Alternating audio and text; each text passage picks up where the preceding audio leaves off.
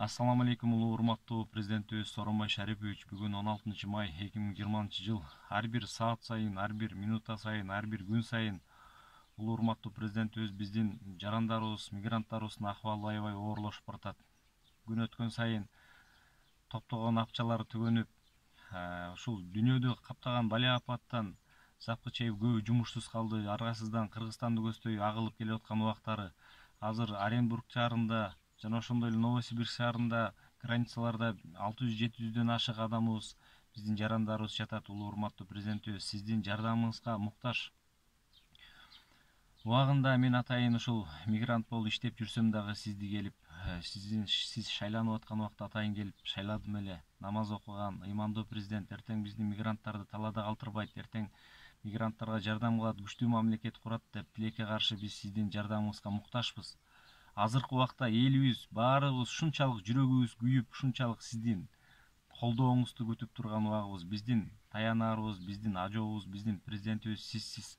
Азыркы маалда урматтуу Сооронбай Шарипович, эртең дагы сизди колдой турган, сиз дагы муктаж боло турган убак келет.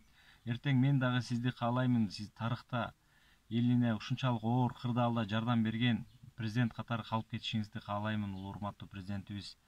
Жана ошондой эле ушул границанын четинде жаткан мекендештерибизге жардам берсеңиз, жана ошондой эле балким билемин жаныңыздагы жан жөөкөрлөрүңүз балким айтып жаткандыр, эгерде баарысын кыргыз мигранттарыбызды киргизбей турган болсок кырдаалыбыз аябай оор болуп калат деп.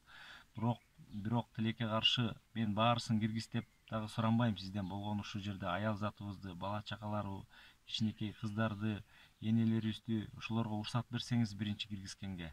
Жана ошондой эле биз 15 майда 2020-жылы Бишкек шаарында МИИТке барып, ата-энелер чогулуп барып ошол жерден аракет кылдык. Ошол жактан дагы МИИТтен сураштырдык, бирок тилекке каршы МИИТтен дагы бир канааттандырарлык бир жооп алган жокпуз. Биз 15 майда кече барганыбызда биз эми гана жөнөтөбүз каттарды, анан Казакстан уруксат берсе анан алып келебиз деген эле биз жообун уктук. Урматтуу президентибиз, сиздин жардамыңызга муктажбыз. Сиз тез ушул тез аранын ичинде жардам кылсаңыз жакшы болот эле.